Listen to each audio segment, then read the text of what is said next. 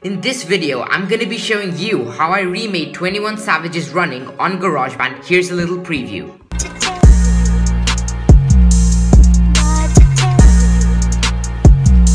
So first off is the song that Metro Boomin sampled, and that plays out in the intro of the song and throughout. That song is called I Thought It Took a Little Time by Diana Rose. It goes something like this. These YouTube ads. Edit. Okay. Perhaps I have such special needs. And he played the intro for that song for the intro of Running as well, so it goes exactly the same thing, except that it's pitched up 2 semitones. The way I pitched it up 2 semitones is I took the original sample. This is it without any effects. It would have sounded like this. Am I really hard to please? Perhaps I have. But after I pitched it up 2 semitones using this audio plugin called New Pitch, it sounds something like this. Am I really hard to please? Perhaps I have. And there's also a vinyl crackling in the background. I just sampled this off the internet. It just sounds something like this. There's also these strings that play throughout the song. They go something like this. There's just this one note playing throughout. It's actually a chord. The song is in A sharp minor, so this is also in that chord. These 3 notes playing throughout the song. The thing that Metro Boomin sampled that plays throughout the song is Diana Rose saying "but" today. So those 2 words come over here. They come over here. So after a little filtering and whatnot, I came up with something like this. This is what it sounds like with the other vinyl crackling and strings.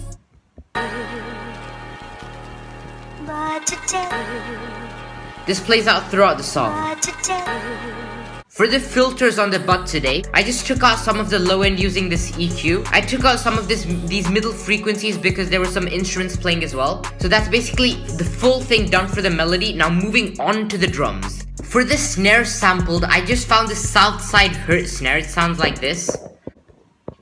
The snare is just on the simple 3 counts with the metronome on. Oh yeah, and there's a little extra bounce over here as well.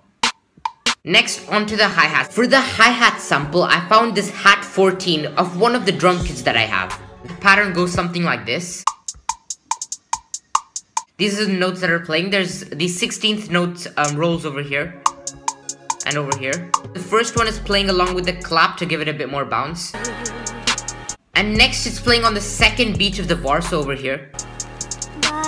And for the 3rd part, it's playing a bit syncopated rhythm, so before the clap plays. The last one again, it's playing on the 2nd beat of the bar, so it's mainly just a straight rhythm except for this syncopation playing on the 3rd count. Next up, we have the kick pattern. The kick sample is just a simple rack kick. This is what it sounds like alone.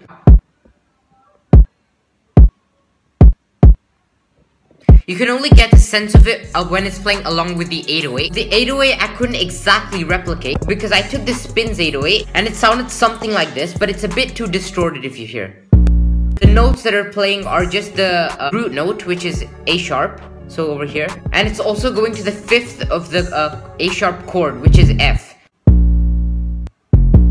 So this is the very bad version, but when I merged it into another track and took out all the clips, it sounds like this.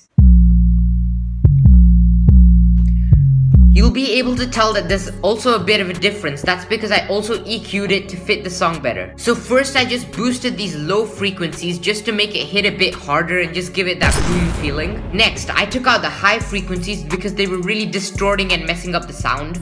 And lastly, I just took out the low frequencies just so that it doesn't rumble too much in the ear, and so just so that it's clean and crisp. Also, for the end of the 4th bar, Metro Boomin has this slide in his 808. So it sounded something like this.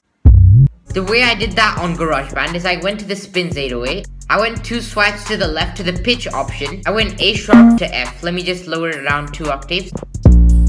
So I did something like that to come up with that sound, and I just merged the track. As you can tell, this has a nice transition effect to the next bar. So that's the start of the song done. When it goes on to the chorus, this new open hi-hat plays on the right ear. It's panned a bit to the right.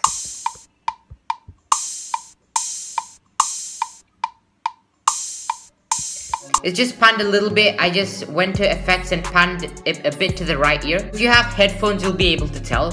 So this is a very simple pattern playing on the downbeat. So the downbeat of this bar, the downbeat of this bar plays along with the clap over here and back to the same pattern. It plays the same pattern throughout the chorus. Oh, and next up, during the second part of the chorus, we have this crash that plays along with that open hat. It plays on the second downbeat, so where this part would have played it.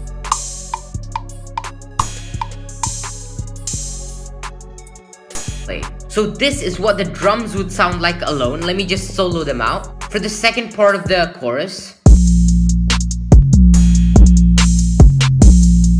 So in the actual song, there are a few drops to make the lyrics hit a bit harder. At the end of the first 8 bars, there's this drop where the hi-hats don't play. Also, the main drops are where the hi-hats just stop playing and the rest of the instruments continue. So this is what the drums and the melody sound like together. My friends all fall so